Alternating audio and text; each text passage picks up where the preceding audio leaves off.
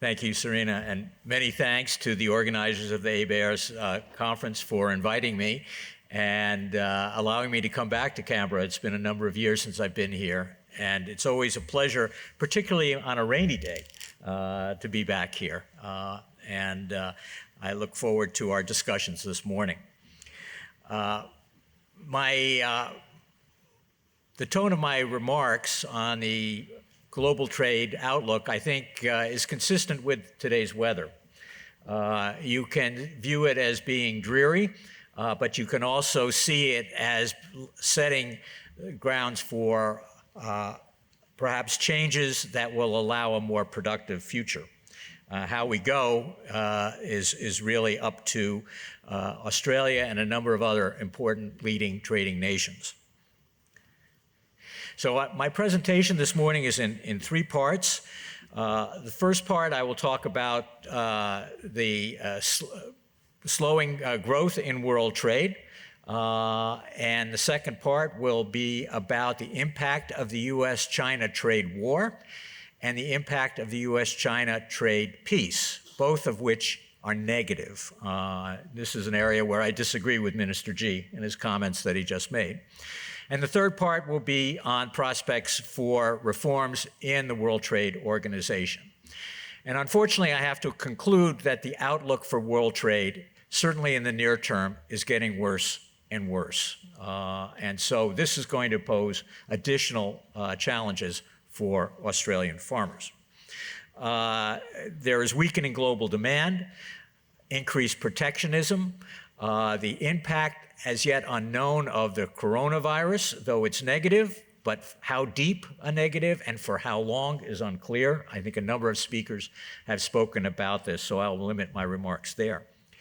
There has been a sharp increase in regional trade arrangements, as Minister Xi just mentioned to us, though I must note that most of those arrangements have a limited impact because of tariff exceptions, because of non-tariff barriers that undercut the value of the trade opportunities created, and because of complex and differing tariff schedules and origin rules that make it hard to really plan an integrated export strategy.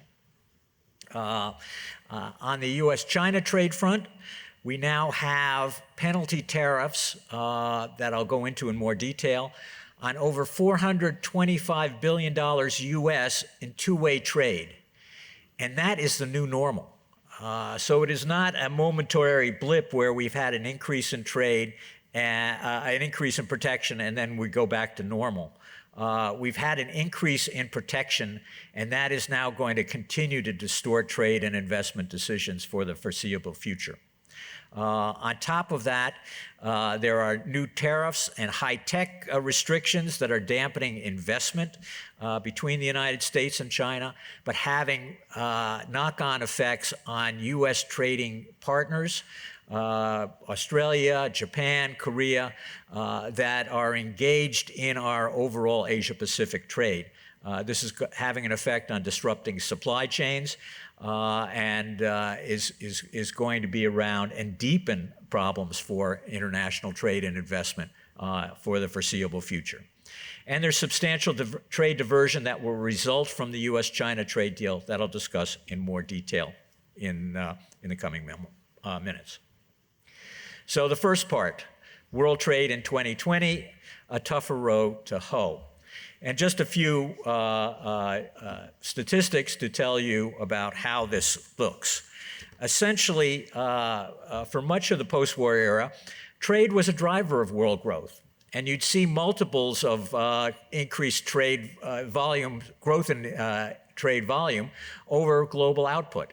That's no longer the case. And indeed, now we're in a position where the volume of trade, world trade, has slowed so much that it's below the volume of world trade growth, even in a slowing period. Now, we do have relatively low most favored nation tariffs, and that has benefited many countries. The United States prides itself in being the leader of having contributed the most to tariff liberalization over the post-war period. But when you look at the numbers, actually, I set them out in green here for where countries have tariff levels that are lower than the United States. Australia seems to do a lot better than the United States. So I wonder if Australia is going to ask the United States to make more tariff concessions the next time officials get together. But the difference here is that while overall tariffs have been cut to very low levels, the peaks are in agriculture. And that can have a dramatic impact on Australian exports. And is why lowering barriers both in the WTO and in the extensive network of free trade agreements that Australian officials have been negotiating over the years is so important. But those preferences are not necessarily secure because they are always undercut once another trade agreement is entered into. More troubling than the level of tariff protection is the fact that there have been increasingly protectionist interventions of a non-tariff kind, including non-tariff sanitary and phytosanitary measures and the like. These have been increasing in the last few years, particularly, but they have been growing steadily since the great financial crisis of a decade ago. This means that more and more trade is now subject to import-restrictive measures. Agriculture is importantly covered in most of these trade restrictive measures. And the data that I have here underestimates the impact on world trade. It shows that 7.5% of world trade is now covered by these import-restrictive measures. But that is based on figures for world trade that include intra-European trade. And so the denominator in this equation is really inflated to the tune of $4 or $5 trillion. As I mentioned before, regional trade liberalization is unlikely to provide much relief. Even though we've had an extensive increase in the number of agreements, up from 83 2 decades ago. They differ widely in scope and depth of liberalization because of the number of exceptions and the like. They have achieved incremental tariff reform. There is some new rulemaking, but very little new farm trade reforms. This has been a problem, and the result of this has been low utilization rates for RTA preferences. So you may have a trade agreement, but it may set so onerous conditions on applying for or utilizing the preferences that traders decide it's too costly to take advantage of those preferences, and you continue to trade on an MFN basis. Many trade agreements are like that, including the new U.S. trade agreement with its partners in North America, the revised NAFTA. Australia has been benefiting, as I said, from neighborhood deals, particularly with China and Japan, but tariff preferences for Australian farmers and manufacturers are being eroded by new deals that China and Japan have recently cut with the United States and the European Union.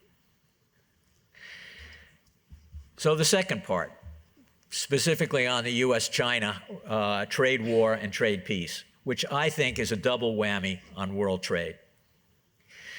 Farm trade has been sideswiped by Donald Trump's trade policy. This has hurt U.S. producers and consumers a lot, but it has also had effects on our trading partners and on world markets. When Donald Trump came into office, he was focused on protecting U.S. manufacturing, particularly the steel and auto industry, and reshoring of overseas production.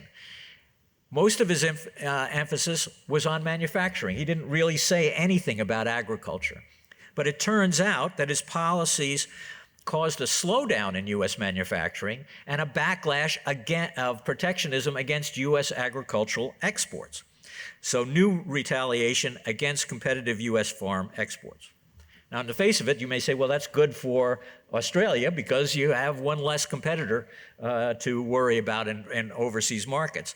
And that certainly was the case when Trump withdrew from the TPP, which was perhaps one of the greatest blunders of his entire administration, which I frankly have to admit is saying something considering what the administration has done in trade and other policies. It hurt badly U.S. farm exporters, and that was then compounded when Trump made dubious use of national security provisions of trade law to impose tariffs on steel and aluminum, also affecting Australia, but leading to retaliation against U.S. farm exports by Canada, India, China, Mexico, the European Union. And when they decided to retaliate, they didn't retaliate against standard goods that would hurt themselves. They retaliated against U.S. farm exports to really try to hit the Trump administration where it hurts, through their most loyal constituents.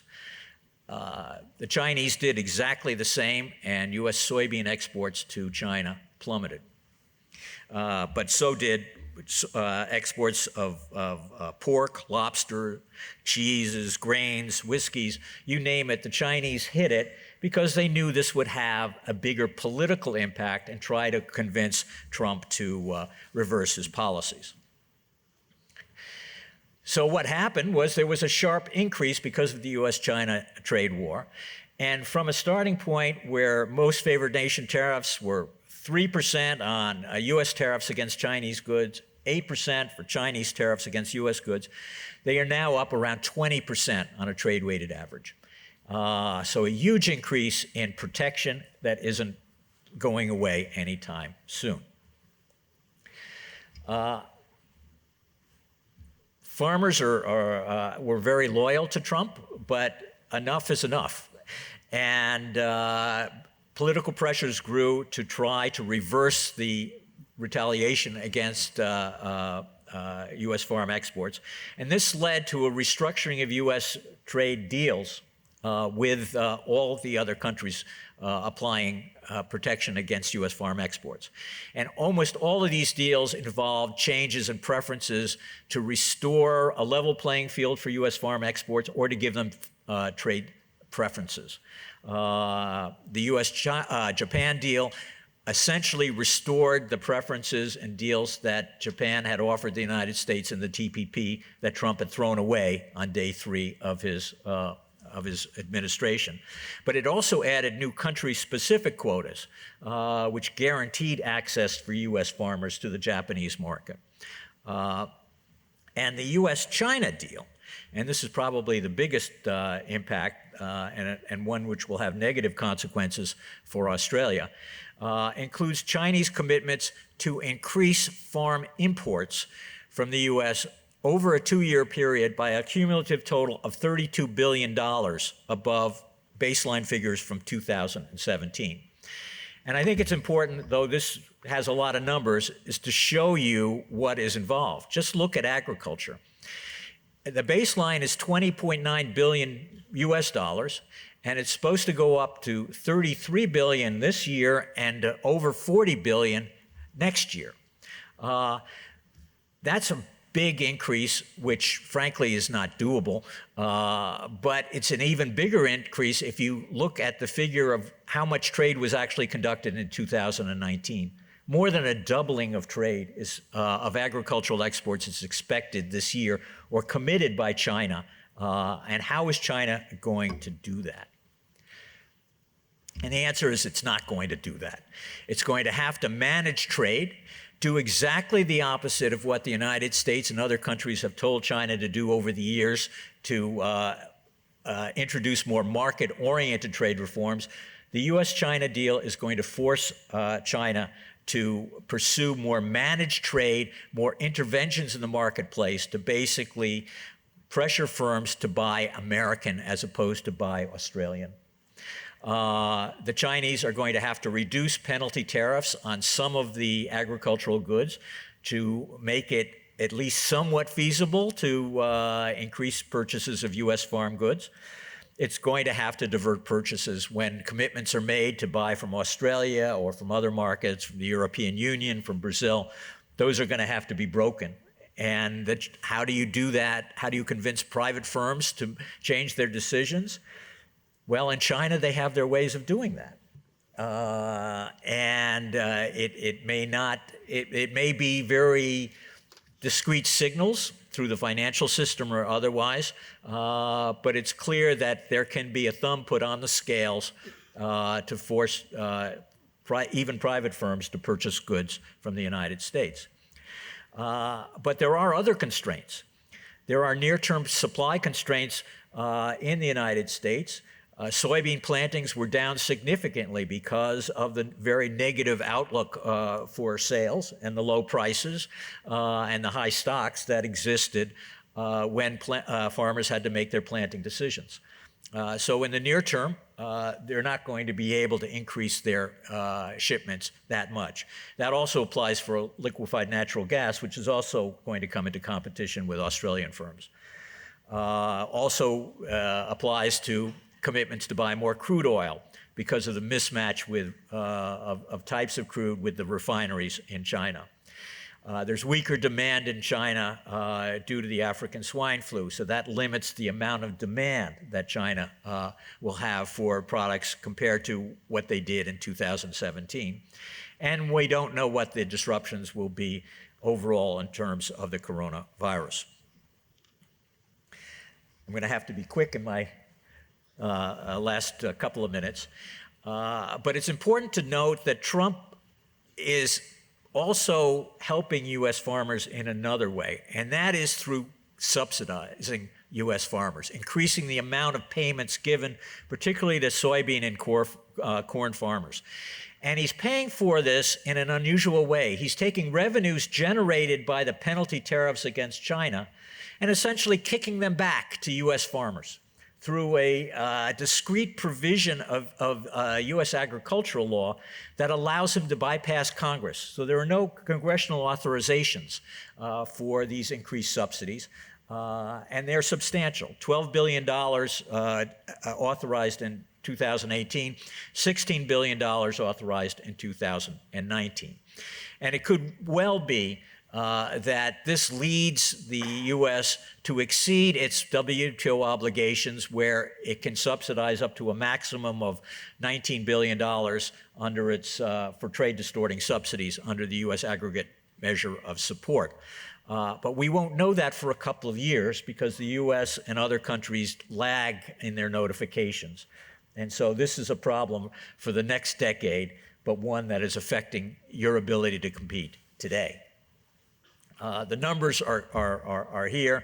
They show that substantial payments to soybean farmers and corn farmers in the United States account for a large part of the tariff giveaway. The key takeaways from this, though, is that Trump plans more giveaways during the 2020 election campaign, and there's a lot of money in the till. U.S. Imports from China, with an average weighted tariff now of 20%, there's over $400 billion in imports. So they have a slush fund, if you want to call it that, of over $80 billion, which they can recycle if they want to. And Congress hasn't done anything to rein that in. So given this increase in U.S. farm subsidies, it's going to be hard to achieve global cuts in farm subsidies when the U.S. is increasing support. So while there are lots of good initiatives being pursued by Australia and leading the Cairns Group, this is going to be difficult when the United States, which has in the past been trying to push the process of international subsidy reform, is one of the biggest violators of that concept. So that leads me to conclude that there are dim prospects for WTO reforms. I'll go into this in more detail if there are questions, but right now we have a crisis in the WTO, and that's why Australian initiatives are so welcome and so needed. The WTO rulebook is basically largely unchanged from the 1990s. and WTO rules are being abused, circumvented, or ignored by the United States and China writ large, but also by other countries that are now emulating the practices of the leading trading countries. And as the Minister G said this morning, there's also a significant threat because of an idling of the appellate process on WTO dispute settlement. This will allow disputing partners to block panel rulings. So if a country charges you with violation, you can say, well, not so fast. And you can't get enforcement of your rights in the WTO. This is going to discourage new rulemaking negotiations as well, including proposals that Australia has put forward for farm subsidy reform, because simply if you can't guarantee the enforcement of the old rules, why would you negotiate new rules that are also going to be hard to negotiate, to enforce? So that is going to pose a big problem for the WTO. It's why negotiations that have been adrift are likely to continue to face problems. I'm running out of time, so I can go into more detail on this later, but most of this doesn't involve agriculture. But the immediate opportunity to turn this around is at the WTO Ministerial meeting in June of this year, if it takes place. And the big item on that agenda is a fisheries subsidies pact, which will be a hard sell. The United States is pushing for sharp cuts in fish subsidies, which we don't give very much of, but the major subsidizers are India, China, and the European Union. And they're looking at the United States and they're saying, well, why should we do this when you're violating and breaking a lot of or abusing the rules in many other areas? So it's going to make it very hard to make progress in the near term on the farm subsidy reforms, on the fish reforms. And so more attention will have to be made in continuing to work in the TPP and in the other FTAs, as Australian officials are trying to do. I think that's critical to continue to move forward in doing the right thing, even if you have to leave the United States to the side for the time being. Going forward, I think U.S. demands for rebalancing WTO obligations will dim the outlook for WTO reform. And it will pose a big challenge for the WTO if Donald Trump is reelected in November of this year. The U.S. has to get back away from rebalancing and back towards rebuilding. And if it does work to rebuild world trade rules and world trade reforms, I think it can join Australia in a great partnership to improve the ability of Australian farmers to access foreign markets in a fair and equitable way in the foreseeable future. Thank you very much.